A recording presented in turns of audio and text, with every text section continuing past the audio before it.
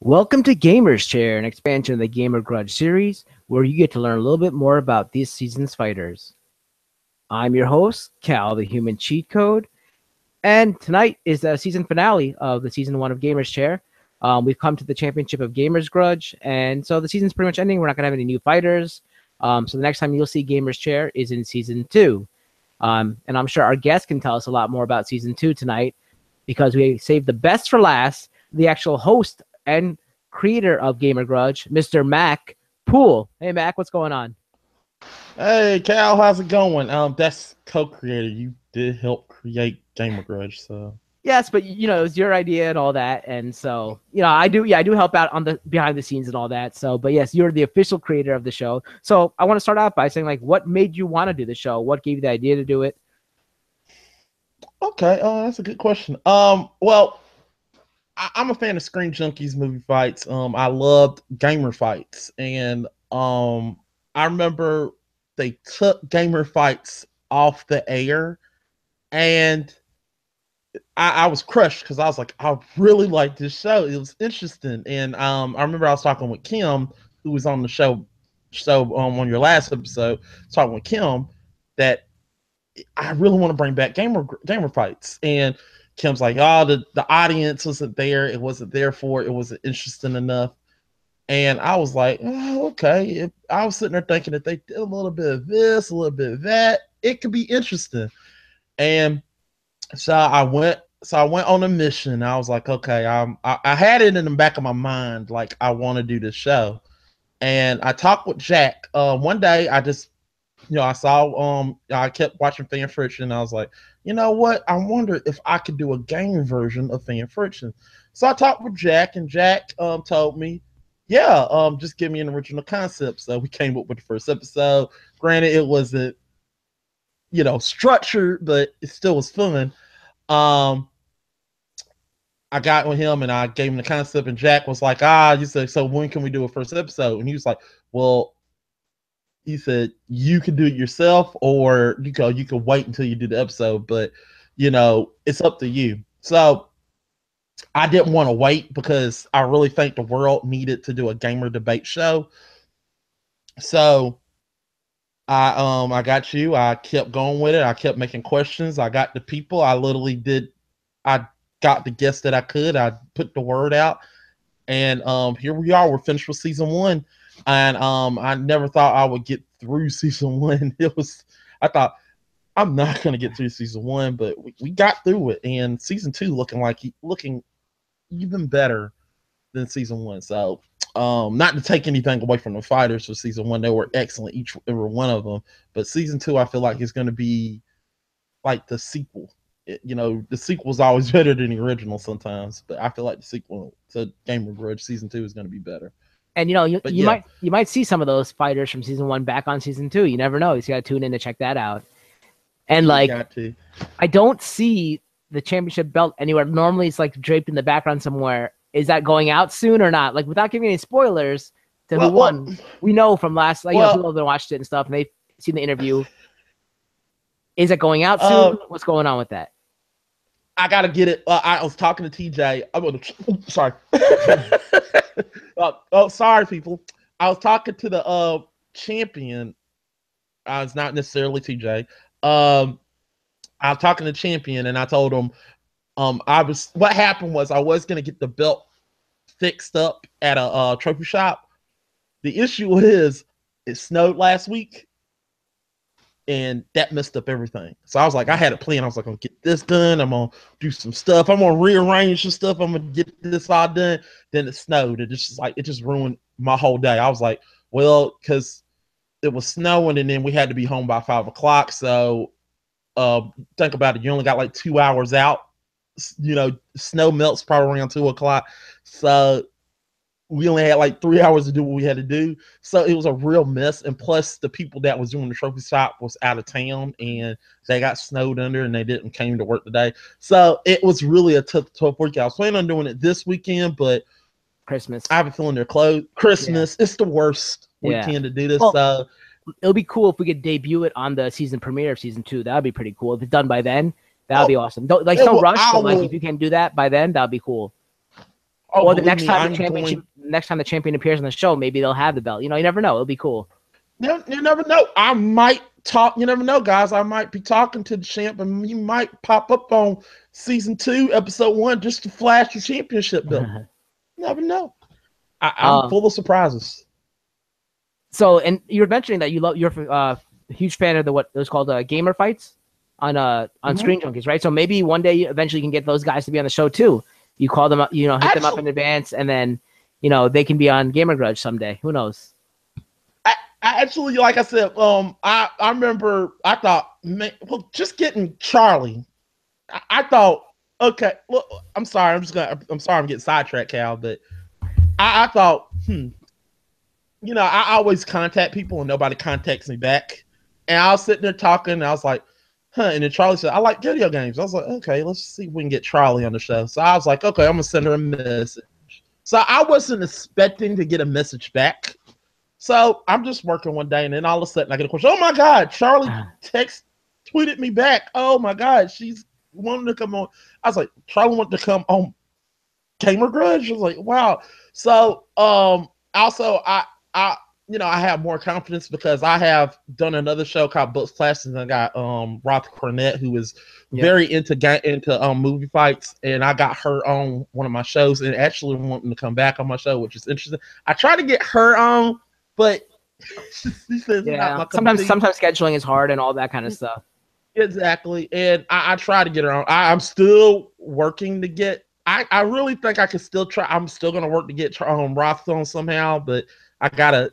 It's gonna be harder with everything going on today. But if I can get Roth on, but getting Charlie Yeah. was really well, even though it was a messed up episode, but just getting her Yeah. on and not only telling, she's telling me not only I want to come on the show after all that mess, make me feel a lot better, and you know, it's interesting because I really would like to get some of those people on.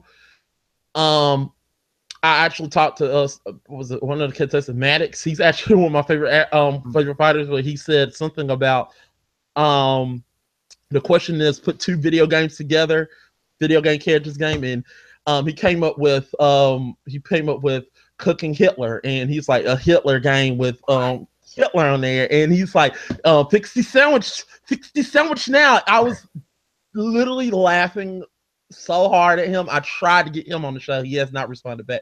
But Maddox, as you're listening, we would love to have you on Gamer Grudge. Well, But that, oh, good. Yeah, I mean, there's always that. We gotta work one at a time. Hopefully, we get Charlie back for that to rerun that episode because that was a good episode. We had some good new fighters on that and experienced fighters. Like we had a whole gamut of fighters there, so that would be cool to see. Yeah, it would be. I'm working on that. Don't worry. I already got a set of new questions for that. We can start with the first three questions, and then we're gonna go into the rapid fire segment, and then to the final three questions. So I'm gonna start you off with what got you into gaming. Well, what got me into gaming was I didn't grow up. I grew up with the Nintendo. When I was a little kid, my cousin had a Nintendo, original Nintendo, and I played it a lot. And the first game I played was Mega Man 3. Mega Man 3. It's a great game. I enjoyed it. I enjoyed the sprites and everything. The way the movement was, it was interesting to me. And believe it or not, I had a Nintendo almost all the way, an original Nintendo. I never got a Super Nintendo.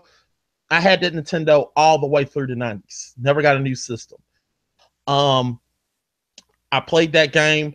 And people don't know that the thing about the Nintendo and kids today, that when you get a Nintendo, you really learn how to clean stuff. You learn the structure of a game system. You learn how to, because some kids today, you give them a Nintendo and it's like, it's broken. And I'll be like, oh, no, it's not. I took the screwdriver and I'm like, it just need to be clean. And he said, wow, it works good as new. I said, yeah, you just need to clean it.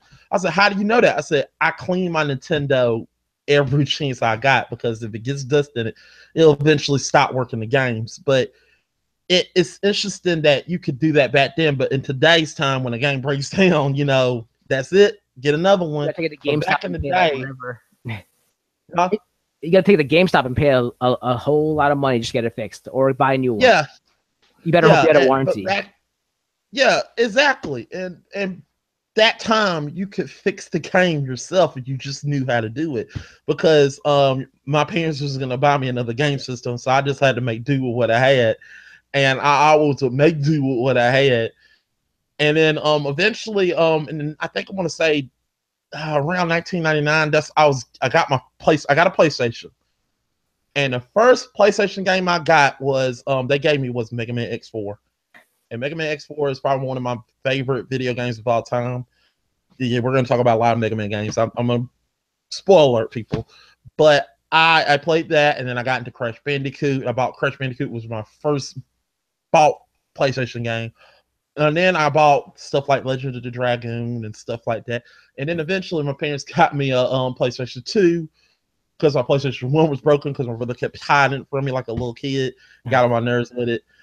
And I played my PlayStation 2, and I kept that's where I learned how to play new games like Resident Evil, you know, what was it, Metal Gear Solid. I played Metal Gear Solid and Kingdom Hearts 2. I got into that. And then after that, that's where I was getting towards the age where I was making my own money. And then I bought my first system, which was my PlayStation 3. And then I went on and I started playing some other games like Assassin's Creed, and I got into those games. And um, when I got my PlayStation 4, that's when I literally thought that this is something that I really love. That's what made me want to be a game, not only just a game connoisseur, but a game reviewer, because that's where I started reviewing. So that's why I started looking at critiquing games. I started thinking, this game sucks. How that plot don't make sense. This don't make sense. This is terrible. So that's where I got into that concept. And then I went back and played some of the NES games that I liked as a kid, and I was like, wow, this sucks. What in the world did I liked as a kid? That's why I started like literally, I was baptized right there in games like, oh crap, I was in a fetal position like it was all a lie. It was all a lie. I thought I loved that game, and that's why I created the persona of the Buck fan and let's make it better. And it's been good ever since. It's been good times. Interesting fact is that I still have my original Nintendo. Like my dad bought it one of the first days back in the 80s, and I have it. It works mint condition. Never had to repair it. Nothing. All my games are mint condition. You don't have to blow into them. I have all the original boxes, the instruction manuals of every single game. I can't believe it's like still perfect right now. I wonder how much that would sell for. I wonder. That's crazy. It won't sell that much these days because they got clone systems these days. That's true. But like, I'm sure there's collectors out there who want the original, like perfectly everything encased and everything. I have like the original NES box too, like the NES box, which is. Well, you got the original NES box, and you might could sell that for a bit mint. But I said, well, it's not sealed, but yeah. I mean, I still like nice condition. But I guess yeah, that's something you could do. I guess you answered my second question, was what was your first gaming console? So I'm guessing that was your Nintendo that your parents got you, that you had forever until you got the PlayStation. Yeah, wow, that's crazy. So yeah, I can't, because I went from like Nintendo to Sega Genesis and Super Nintendo, and then I think I eventually went to N64, and then I had PlayStation 1. I think I'm not sure the exact order it was, but I had it in that kind of order. Right.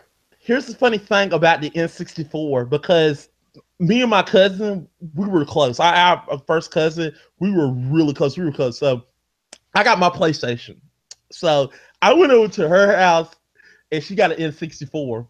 So I was like, "Oh, it said, oh, sweet, you got you got a PlayStation? No, I got an N64. What? Oh, so that's why I was introduced to stuff like Mario Kart and another game that I actually enjoyed, Bomberman Hero. And that's why I was introduced to other consoles. So we had a blast playing that Mario Kart when I was a kid. We were always get mad. Like, what in the world? This is bullcrap. So we always would go that. It was fun. Sitting around in that back room just playing N64, just spending time with your family, bringing your family together. It's really fun when you're playing with your cousin, playing the game. That actually might be a good segue to the next question, which is, what is your fondest gaming memory? Well, it's not that. Sorry. Well, I thought you were going all emotional and sentimental, so I thought I was going to go right into that, but no, it's completely different. It was fun, but my fondest memory Um, I remember when it was one summer, and like I said, everything goes back to Mega Man. So get ready, people. One summer, I played Mega Man 6. I've been playing Mega Man 6, and I remember my parents bought me Mega Man 6 for my birthday. I was so happy. So I played Mega Man 6, and every single other summer I'll always be busy with something because I was always hanging out. So one summer, no school out, school's out, it's July. I get back home, and I literally said this as a kid. I am staying in my room until this game is beaten. So I played Mega Man 6 for 24 hours, 20, probably 27 hours. I played that game. I was in my room. You can tell me nothing. My mom was like, "Where are you?" I mean, I stood in my room. Every 2 seconds, I would literally go in there. I'll get back, like I'll be like, it's breakfast. I walk in there, I grab me a bowl of Fruit Loops. I got a bowl of Fruit Loops, and now don't judge me, people. I was a kid. I had a fort. I had a fort. So I literally go under my fort, play the game, and sit up there and play Mega Man 6. So I literally play it. And then once I got to the final boss, I was like, yeah, I finally got to it. And then he kicked my butt like 5 times. But I literally figured out a way to get like 100 lives in Mega Man. I don't know how I did that.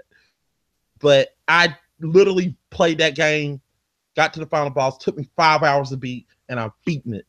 And I was so happy because I could say like I beat a Mega Man game and I'm only 8 years old.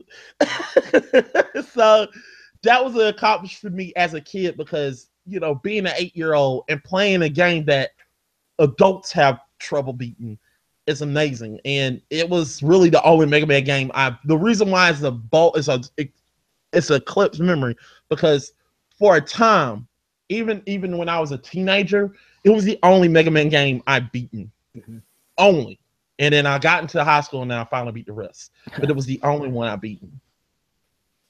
So I mean, I can see why you have that passion for Mega Man. Now we can go to the rapid fire segment. So it's gonna be quick questions and 2 choices, and you're gonna give me an answer for for how you feel. Ready? Mm-hmm. Console or PC? Console. Nintendo or Sega? Nintendo. Sony or Microsoft? Sony. Platforming game or 3D world game? Platformer. Crash Bandicoot or Gex? Gex. Mega Man or Mario? Mega Man. I figured. Ninja Gaiden or Legend of Dragoon? Legend of Dragoon. Metal Gear or Resident Evil? Metal Gear. Mario or Sonic? Mario. Final Fantasy or Kingdom Hearts? Wow, that's a tough one right there. I gotta go Kingdom Hearts. Kingdom Hearts? You just don't like that opening. That's what it is. Well, I do love that opening. It's awesome. So go back to the last 3 questions now. The fourth one you kind of answered, or you might have a completely different answer. I don't know. Because about what you said about your fondest memory, then you completely changed it to wasn't that like you got all sentimental, and then you said that wasn't my fondest though. So this might I don't know if you answered it, but here, what is your best gaming accomplishment? Let's see. Well, let's see. The best gaming accomplishment. I would have to say, let's see. The best gaming accomplishment I ever did was literally beating my brother in Tecmo Bowl. I'm sorry. It got to be that. If you want me to go in detail, why? If you don't mind. Go ahead. He kicked my butt from when I was a little bitty kid to where I was even in high school. He kicked the crap out of me every chance he get. He would run the score. He would opt with Tecmo Bowl. Now let me explain you the structure of Tecmo Bowl. You didn't get all the teams. You had a choice between San Francisco, the Giants, basically the core teams of the NFL, and you would get the players. So he would pick the Oakland Raiders because it had Bo Jackson and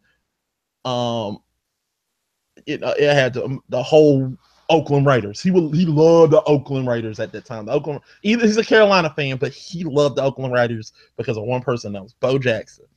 So every time I play him, he would literally run a dive play and run it for 6, and he will always laugh like, "I got you, I got you." So I'm like a little kid. I'm crying like, "I can't beat you. You suck. I hate you." So one day, he got mad at me because I did this. I literally played Tecmo Bowl, and I went through every single last team as a kid to an adult. I went through every single team to pick the right one. So he picked the Oakland Raiders, and I tried to play his team, and I was like, I can't control his team. So eventually, I played the San Francisco 49ers, Yeah. which runs a basic offense which you could throw the ball deep. And I figured out a way to figure out his coverages. Like, usually when you're running the ball, the cornerback will stay right there. They will not move. If they're in a certain play, their cornerback will stay right there. So when I knew the cornerback would stay right there, he would try to get to me. And I literally said, I remember one time, it was so funny because I was beating him like 40 something to it was a close score, but it was like 7. I mean, I think it was, I want to say 21 to 14. It was like a close score. So I got the ball, took the snap. The player stood right there. I knew right then and there I had him. And he's like, "I got you, boy." And I said, "No, I got you." I looked at him and smiled. I said, "I got you." I threw the ball deep, and he was like, "How'd you do that?" She was like, "How'd you do that?" I was like, "I don't know." I lied, but I figured out the code. So it was a fond memory just to see him mad, and he's literally got mad at me saying, you literally cheated. That's not fair. You gave me a faulty remote." I was like, "You want to give me another remote?" I gave him another remote. I still beat him. So he never figured out how I beat him, but that's how I beat him. So if you're listening, that's how I beat you. That's like the only team that could beat the Raiders was the 49ers because you had a really good team. Yeah. Yeah. I just knew how to do it. So I had that. That's my fondest memory because it's not only the fact that I beat my brother, but it's just, spending time with your brother, even though he is, to me, he's a jerk. He's still fun to play with sometimes. So that's a throwback, like a retro game. But what future releases are you looking forward to? I am, be honest, like I said, everything goes Mega Man.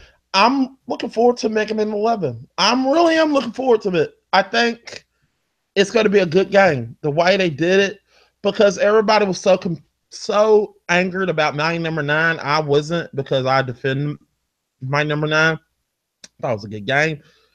But 11 looks polished. It looks great. The guy went back to his roots. It looks like an interesting game, and I want to play. And that's a game I really am looking forward to. And probably Kingdom Hearts 3 too, then, right?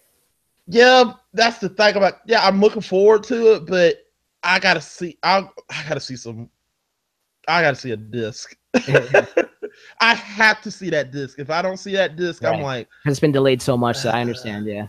Yeah, it's like I gave up hope. What do you see? What do you see as the future of gaming? The future of gaming. I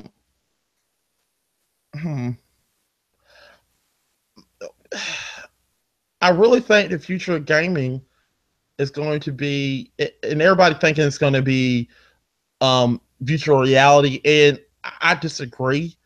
I don't think virtual reality is going to be the thing. I think the thing that's going to be the future of gaming is resurrecting past stuff.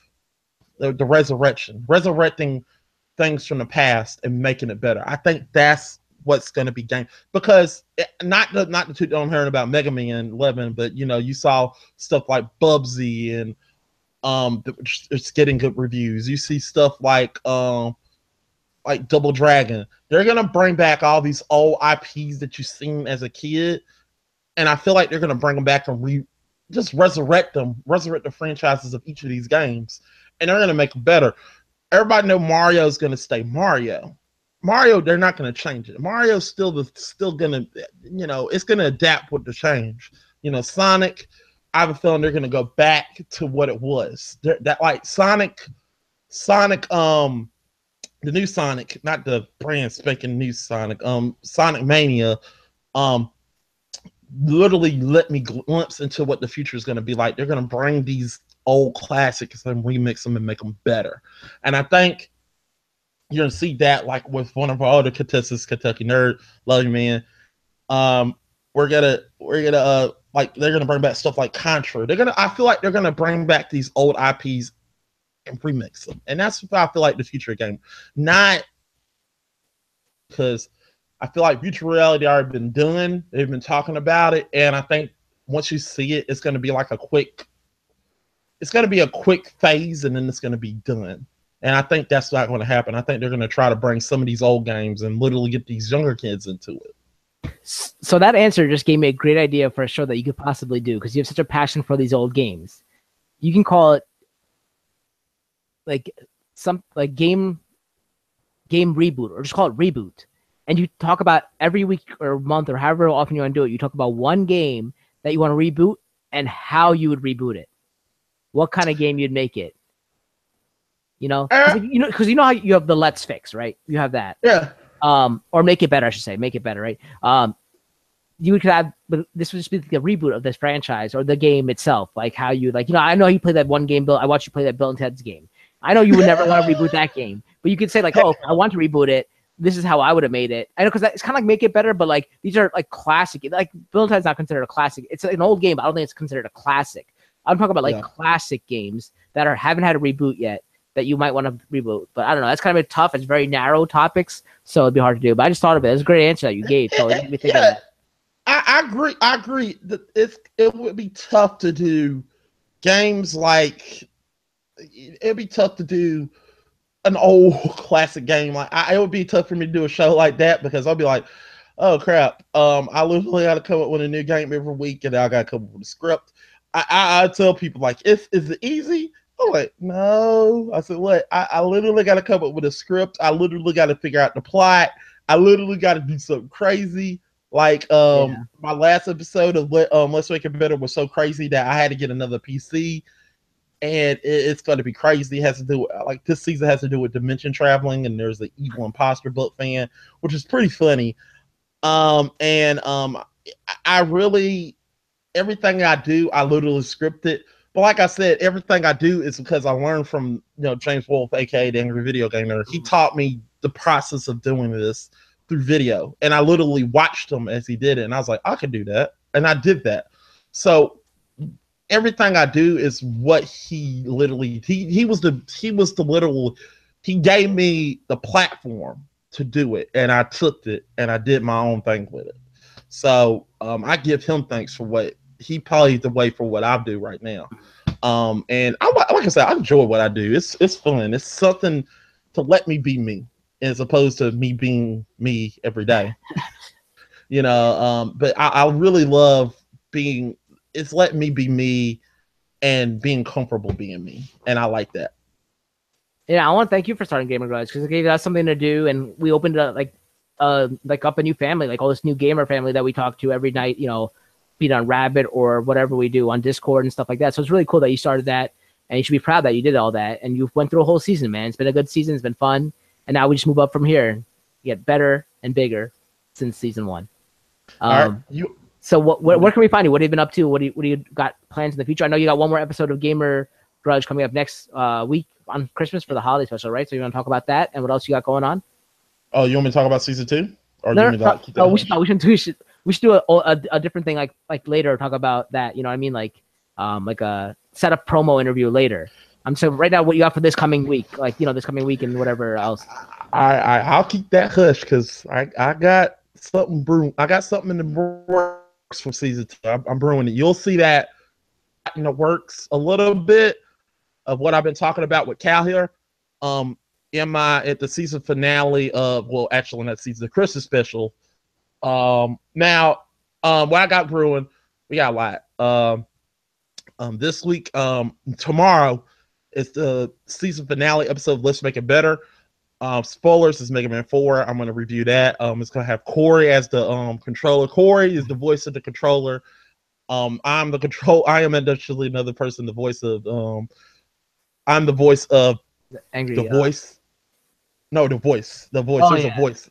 There's a voice.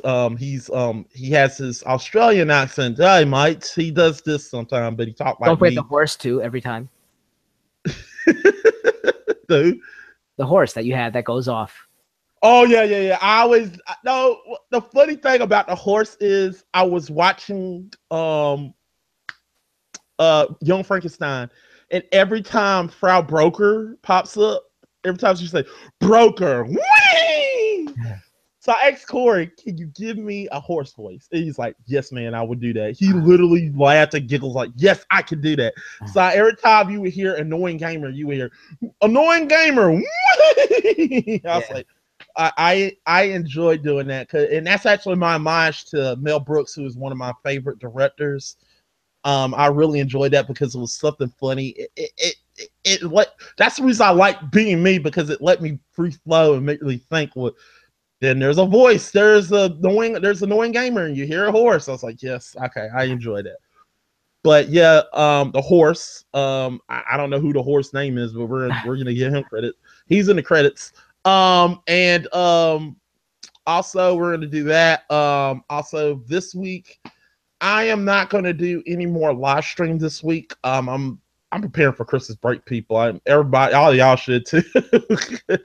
But I'm probably going to do one more but everything else is going to be pre-recorded, just like Let's Make It Better. See the Christmas special, which I'm going to probably reviewing Die Hard, and also look out for our season. Well, the year-ending episode of Top 5 with me and the enforcer Nicole. She'll probably be on when we do the promo. But she's gonna give us, we're gonna do our top 5 worst video games ever. So yeah, look forward to that, because we are definitely looking forward to that. Also, I want to say this. Thank you, Gamer Grudge family, for just thank you for giving me a shot. Without you people, I would have just been a normal kid from nobody from South. Thank you for just making this nobody person from South Carolina feel great. I enjoy it. I enjoy doing this. I enjoy co-creating this show. I enjoy doing it. I enjoy making it. It was something fun. I'm hoping it lasts more than Seasons Beyond. One day I hope to do a Comic-Con, but I really enjoy doing this. This is a blast. So thank you, people, for doing that. Also follow me at TheGameFixers. That's the Gamer Grudge. But if you want to follow me, Matt Poole, follow me at Tampa Bay Buck Fan 88. That's my screen. That's me. You want Matt Poole? That's me. But yeah, if you have not subscribed to Cal's channel, subscribe to our channel. Also, if you have not subscribed to our channel, what are you doing here? Subscribe to both our channels. We're both cool. That's the Game Fixers. Don't forget the Game Fixers. Yeah, that's the Game Fixers. And subscribe to Cal's. Cal. Yeah, so that's for me. I'm Cal, the Human Cheat Code. You can find me at VaryingTodayJavu on Twitter. Tonight, right after this, actually, I have to jump to my other show, Aftermath. I have an Aftermath episode of this. It's a year-end finale. We're talking about Clash of Champions, which was on last night. And then right after that, we have OSP, the holiday special right after that. So I'm pretty busy for the rest of the night. I really don't have any time to do anything. But you can catch me on all that. Like I said, follow me on Twitter at VaryingTodayJavu. Subscribe to the Kingslayer Network. Subscribe to the Game Fixers Network. What else do we have? And then tomorrow we have an Encrypted. Tomorrow's the season finale of Encrypted on a special day and time because we had a scheduling conflict. And it's the holiday special season finale of We're talking about Krampus.